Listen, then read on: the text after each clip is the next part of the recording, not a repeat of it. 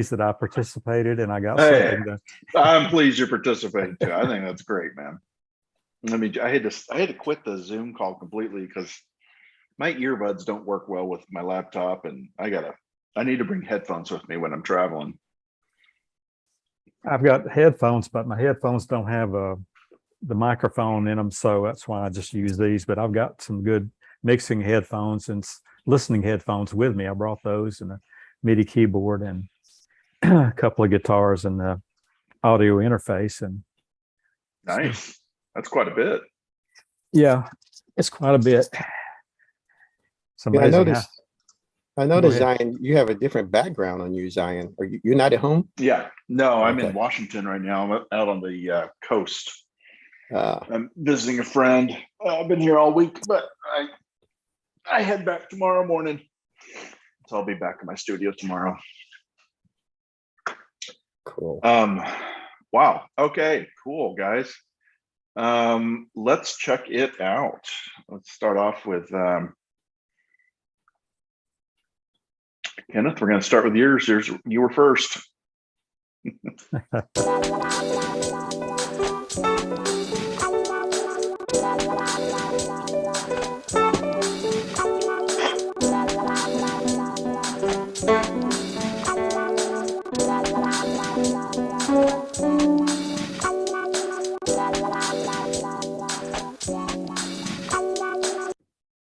That's about it. That was good. That was good. I like the piano you added to that. Thanks. That was That's good. cool. Yeah. Yeah, I guess I think if you had more time, you'd have to probably figure out because the vibrato of the guitar of that wah, wah, the wah, or the, what do they call that?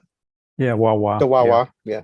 Yeah, you might have to pedal. figure out how to time that so it Yeah. kind of times better. But Yeah. I mean, you're short on time. And what would you have done more if you had more time? Well, I definitely would have put a little bass guitar, get a little, little low bass in there. And yeah, I'm not exactly sure. I would have wanted to put some vocal in there, a little brief vocal. Cool. Awesome, man. Well, a real good job. Yes. What'd you learn? Well, I learned I need to work a little faster, a lot faster. Cool. Well, it's a hard thing to do. Greg, just looking at yours, it looks like yours is grayed out, so it may not work. You may want to check to see what kind of file you uploaded. Just check that It out. was definitely an MP3. Let me refresh, maybe. Well, I just refreshed on mine. It's still grayed out on mine too. I'll re-upload. Yeah, now you can roll over. You should be able to kind of roll over your area and hit this little button here, and you can go in and edit, change it out. Yep, I see that there. Yeah. See if I'll try it again here. All right, Robert, let's check yours out, buddy. Oh man. A little disc. Okay, I'm gonna say a little disclaimer on this. All during school, I only knew one joke, and I put the joke in there. So hopefully it goes over well. Okay. Hey, you. Come here. Take off my shoes. Take off my blouse. Take off my skirt. Be gentle. Take off my stockings.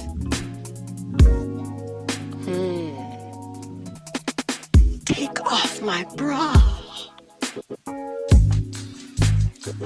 Grab those panties while you're at it. Take them off too. Yes. Be gentle now. Take it all off. Take it off. Take it all off. Yes. That's what I need. Now not gonna let you. What happened? Oh no, it didn't go all the way through. It was you telling someone, now don't let me catch you wearing them ever again.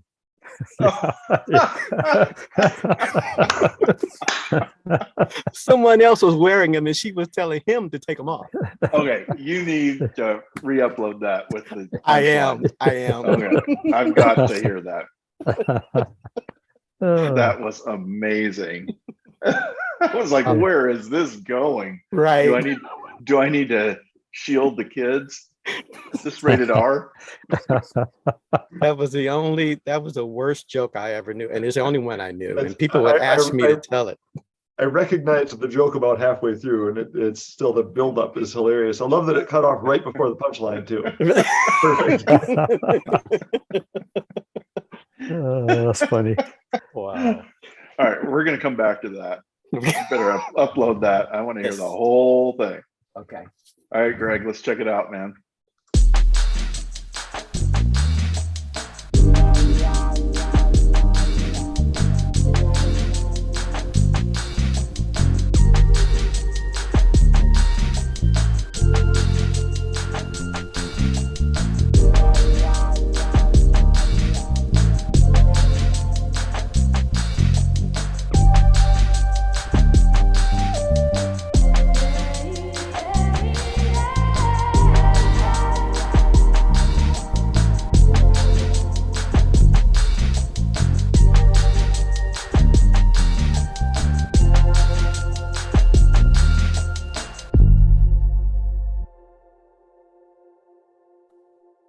That's Man, good. that was good. Yeah. Way to go, Greg. Yeah, great. Thanks. I knew who to call when I need sexy songs. Partially accidental. I was messing around with audio stretching and accidentally slowed the guitar down, and it chopped it off with just those two chords. And I just kind of ran with that. Yeah, you could put some Barry White on that. Yeah. Yeah. I did kind of want to put some of my own vocals on it, but I ran out of time. Your voice would be cool on this because it's so deep. Yeah. What is a U bass anyway? I will show you 1 second. Oh, okay. Logic hat here. We, first. we get a demo here.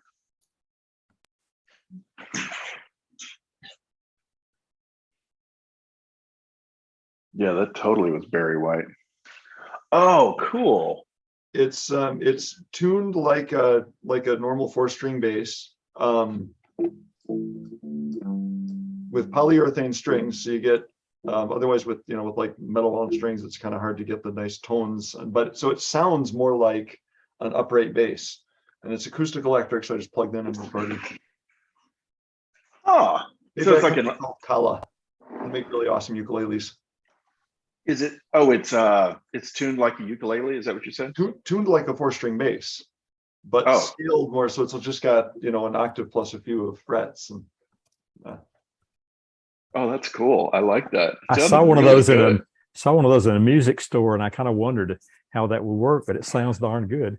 It's got that warm, like I say, it sounds almost like an upright. It's just such a warm, thick tone. Yeah, Very very nice. Do you play that live? Yeah, that's primarily what I bought it for. I play bass in a jug band, and for several years I've been using a borrowed electric bass, belongs to one of the other acoustic electric bass, belongs to one of the other guys in the band. Something weird going on with it where the E string just doesn't get picked up at all by the pickups. They've tried replacing the string, replacing the pickups. It just doesn't work. So I got sick of playing on 3 strings at those shows and decided to get this. And I thought for some reason that the jug was the bass in a bass band, in a jug band. No, I mean you can certainly have a low jug, but you can't really do much pitch adjustment on that. So I mean the jug itself is usually more of a percussion instrument, or rhythm instrument, I should say, not percussion, but rhythm instrument. Oh, okay.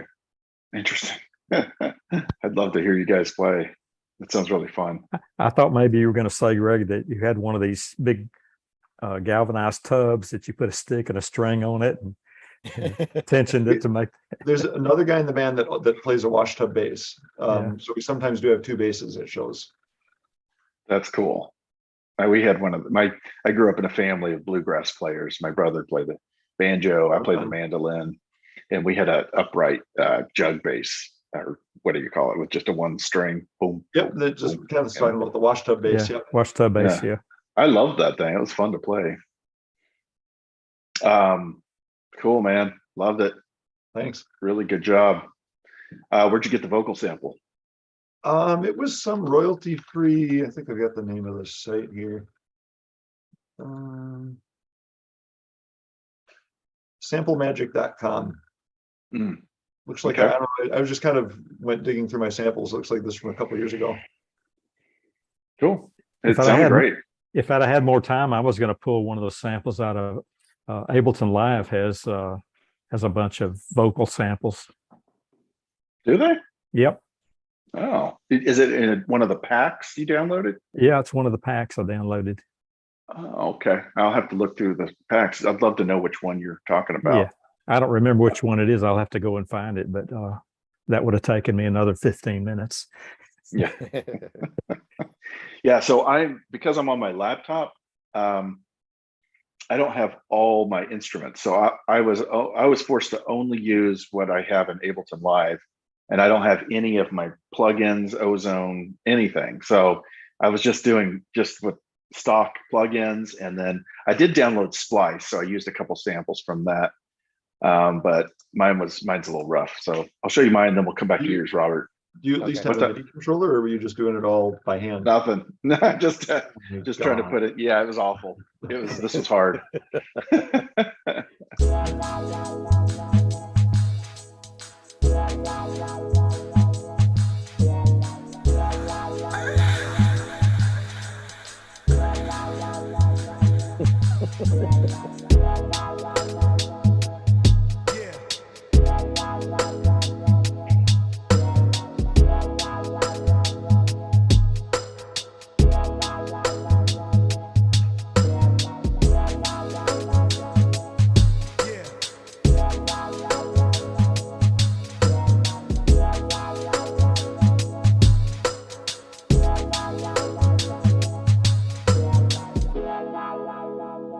That's it. Didn't get very far. I wanted to put some real nice pads and stuff in there, but I just trying to put that in and not having good pads, and it was just like I just put a couple notes of different instruments in there. So, oh well, Still that was a sounds tough good. one for me. That was good. It Yeah, it was still so sounds good. good. Thanks. All right. Let's come back to yours, Robert. Did you re-upload it? Yes, I did. Okay. Don't tease me again, man. Hey, you. Come here. Take off my shoes. Take off my blouse. Take off my skirt. Be gentle. Take off my stockings.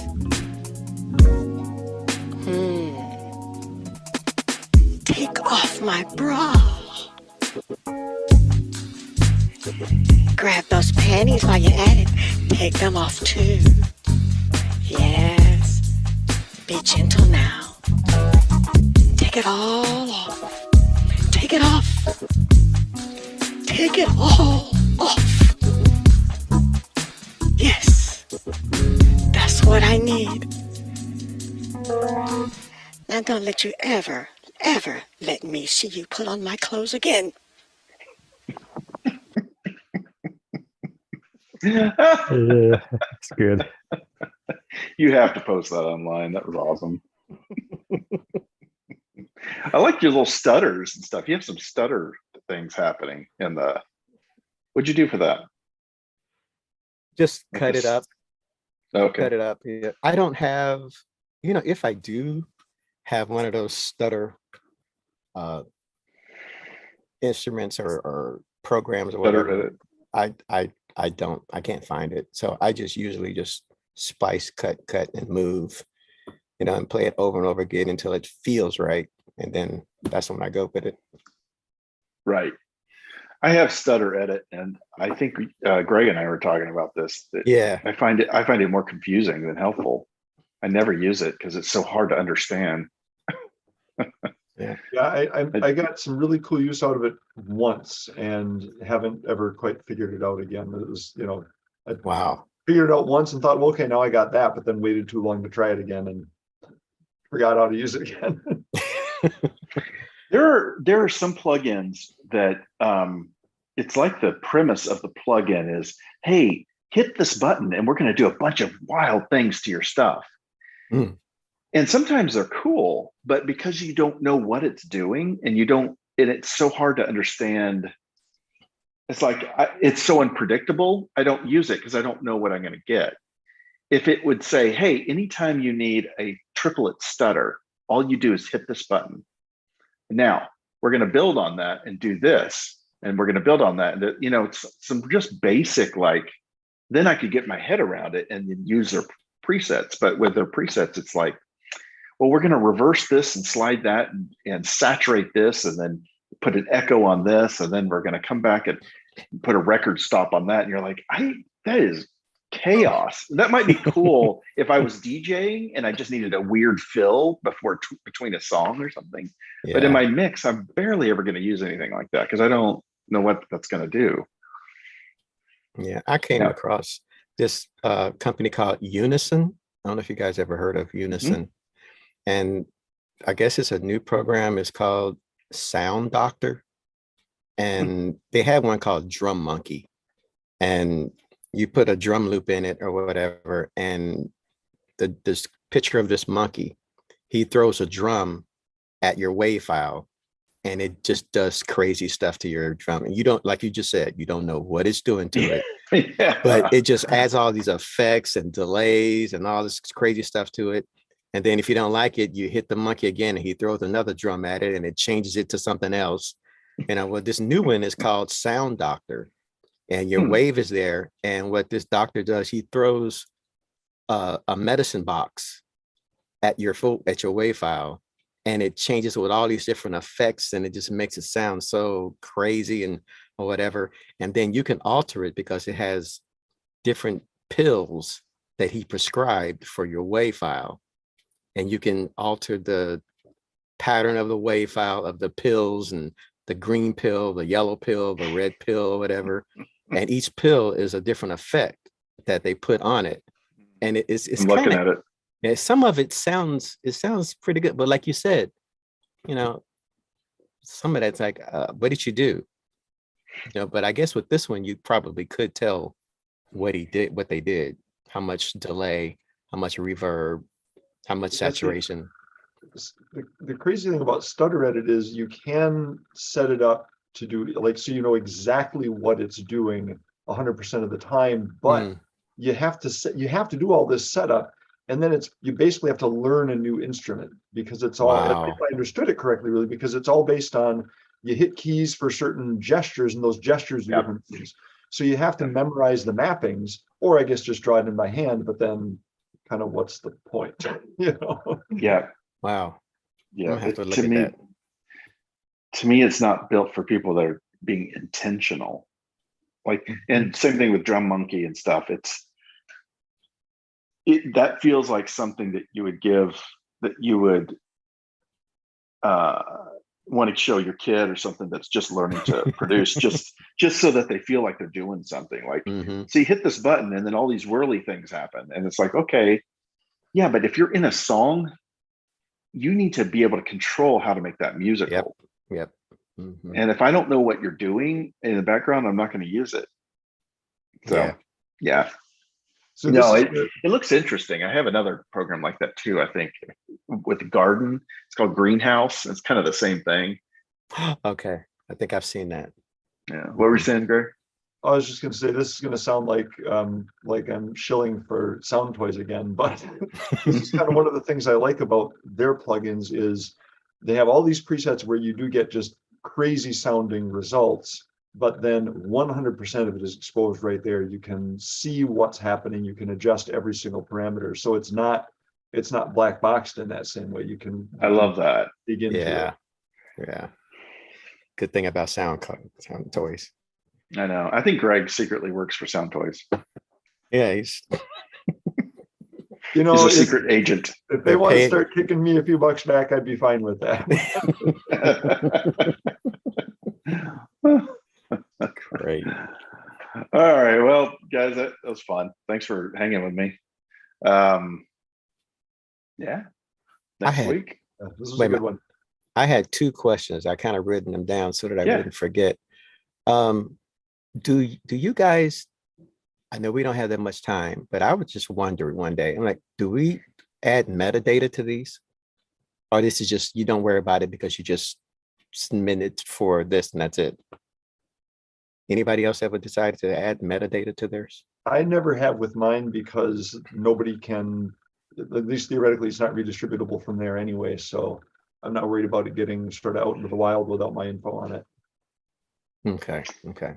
You mean does my, like when you upload it to this, am I adding any kind of metadata to it? Is that what you're asking? Or should we add metadata to it? No, I didn't think Oh. about it if you did. I was just wondering if we No, should. I'm not doing shit. Yeah. Yeah, I suppose you could. But I guess there's no need for it, right? Here's my suggestion is if you really like one of them that you think you're going to pursue Mhm. or evolve, I would take it down. Just remove it Okay. from your inputs, or whatever. Mhm. That way nobody can get that idea off of it or, whatever. You Okay. can also deselect that button that says share and then nobody can see except you. Oh, okay. Robert's That's worried true. about somebody taking his joke. No, they can have the joke. It's so old. It's the only one I know. So, and I was gonna ask also. I had an idea for a brief. Please don't ask me to do it like you did the frogs with Greg. But if you took like a brief from for a commercial, Mhm. and you know how they give you like 2-3 songs of a brief or whatever, and Yeah. instead of the little short little snippets that you give, why I don't know if you could do that, because would that get stricken? I don't know. Finish your thought because I'm not sure what you mean. But if you put up like just a little too short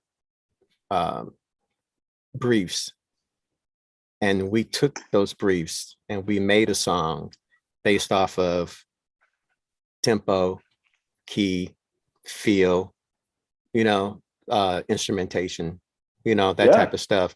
And because I'm pretty sure all of us would come up with something different because we're not going to be looking at the same thing of those 2 or 3 briefs or whatever. You're not suggesting I put a video up that you No, like no, the commercial or something. You're just saying just a description, like I'm looking for a track with female empowerment and it has a something, yeah, violin in it or something. right, that kind of something thing. like that. Or if you had something that you could put up that had a violin in it or whatever, or something else that had ethereal type something or whatever, but we had to choose which section or what part of the briefs that we had to pick. Yeah. I don't know if that would be good, but it I was don't just an belo- idea. I don't belong to Taxi, but I do get their emails, and every day I get some brief. They're looking for, things that you might pull something from that. Just take something that they're looking Yeah. for. Yeah. The only thing about that is, well, what we do is kind of like that. I'm giving you a description and we're all kind of chasing the same thing a little bit. But if you wanted to be a little closer to a sync brief,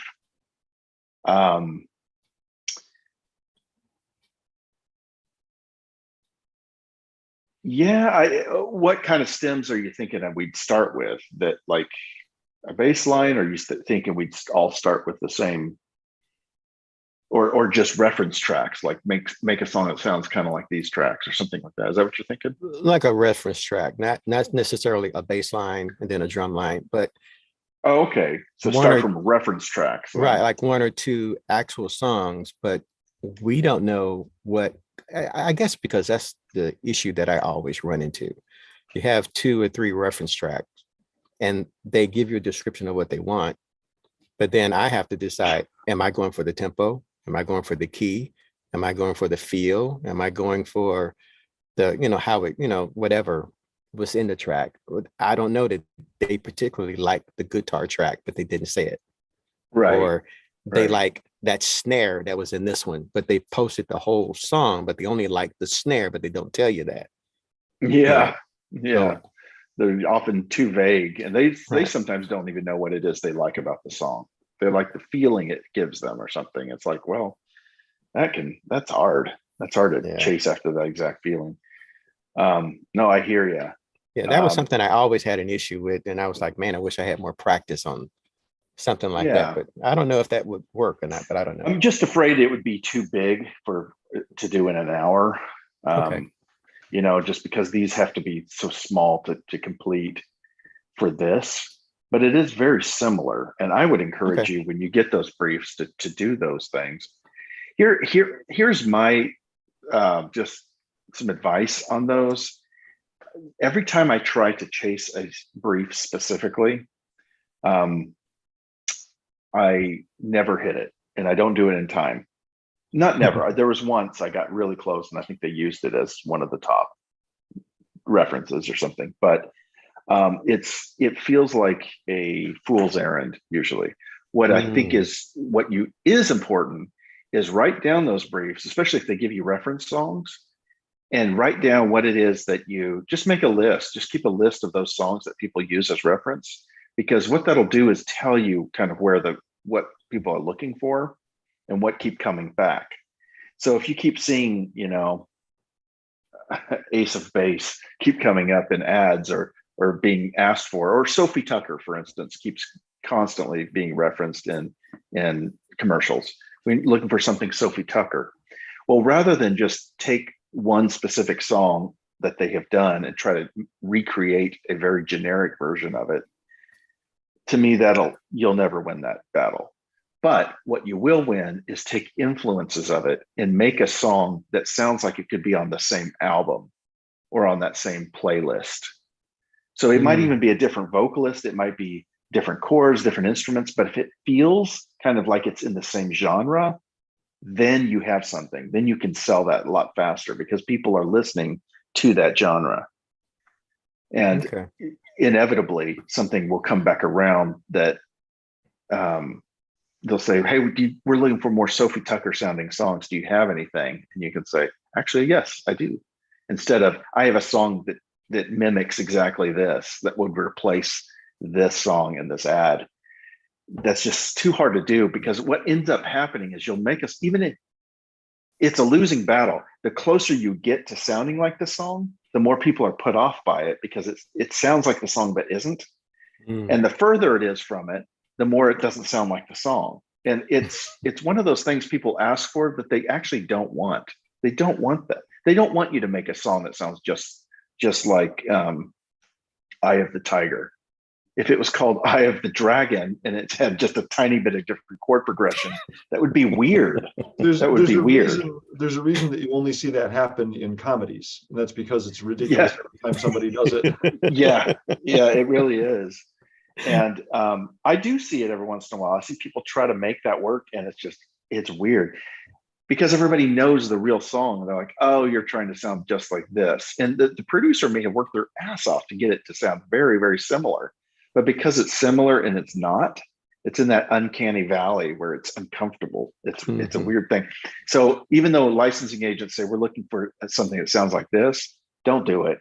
In my opinion, I would take note of what they're going after and make something that would sound like it could be on that album.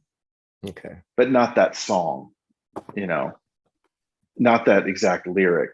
The amount of people that are chasing sync music and they write another song that says, I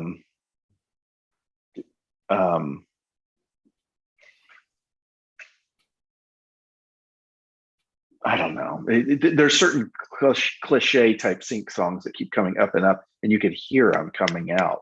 And those music supervisors, they get hit with those all day. So you don't want to sound like that. You want to sound like a legit, real song, but that could play on this type of album. So choose whatever it is. Like I was listening to, do you know the artist,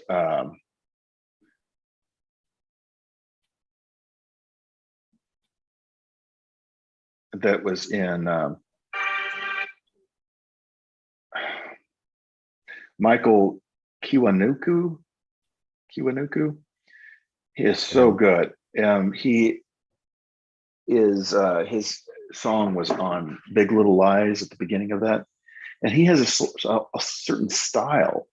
It's very soulful. It's very, but it's kind of melancholy and soulful. And rather than chase a song that sounds just like that and mimic all his little tricks and chord progressions, just make something that he would like. You know, think about what would Michael kind of like to sing and go after that, and you'll end up making something that works a lot better. I don't know if that was too much words, but that's my opinion. That's good. I could take that in. Yeah, there's just a lot of fools. There's a lot of time wasted that producers do in the sync world trying to mimic something popular, and they end up making really kind of crappy stuff. And it actually is really, really hard to do that. But it ends up becoming, it's kind of a lose-lose situation because it usually doesn't get picked because it's too similar. And at the end of the day, man, just make really good music. Just find a genre that you know and you love and you think you can make a really good song on, and make that, and be known for making the kind of music that sounds so good that could be on the album of Michael Kikuwaku, whatever his name is. It's a great song. It's a great artist. That help? That helps. All right, guys. Well, I will see you guys next week. And till then, tell your friends, tell your mom. All right. See y'all later. All right now, later.